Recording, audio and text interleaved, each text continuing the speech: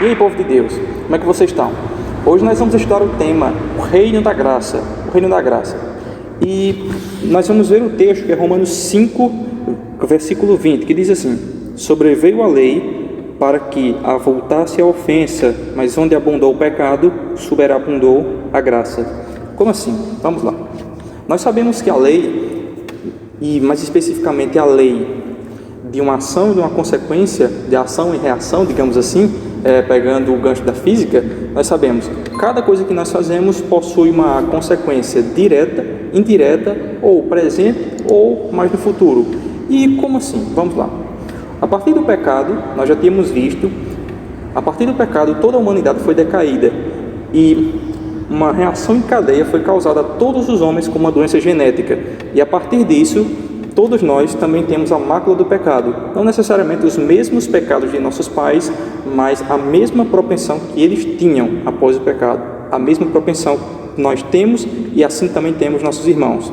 Então, nós podemos ver uma coisa. Essa lei de qual eu falei, das consequências, das causas, ela pode ser resumida como uma espada de dois gumes. Por quê?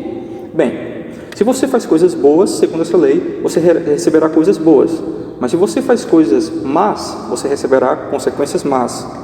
Um homem, por exemplo, que comete um homicídio será preso. Ou pior, algumas pessoas podem até se vingar daquele homem. Mas uma pessoa como Madre Teresa de Calcutá ou outros exemplos da história que fazem coisas boas no decorrer de sua vida, recebem coisas boas, ainda que não imediatas.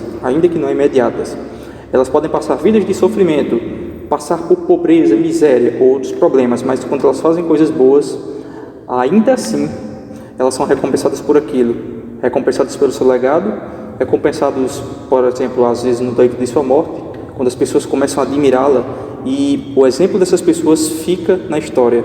E isso em si já é uma recompensa muito grande. Isso em si já é uma grande recompensa. E o texto de Paulo, ele vai dizer: onde havia muito pecado, onde superabundou o pecado, também superabundou a graça.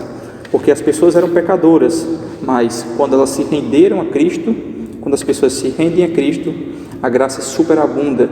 E aquela pessoa que antes era tomada pelo pecado, que era um ser controlado pelo pecado como se fosse uma marionete, agora é um ser livre. E um ser livre é um ser que é controlado por Deus. E alguns podem se perguntar: se antes eu era uma marionete controlada pelo pecado, e agora eu sou controlado por Deus, eu sou livre? Sim, a resposta é sim. Por quê? Cristo deixa claro nos evangelhos que se você não estiver do lado de Deus, se você não estiver no controle de Deus, se a sua vida não estiver nas mãos de Deus, você de fato é escravo de si mesmo, é escravo de seus desejos. Então, que nós sejamos servos de Deus, para que alcancemos a felicidade eterna. Amém?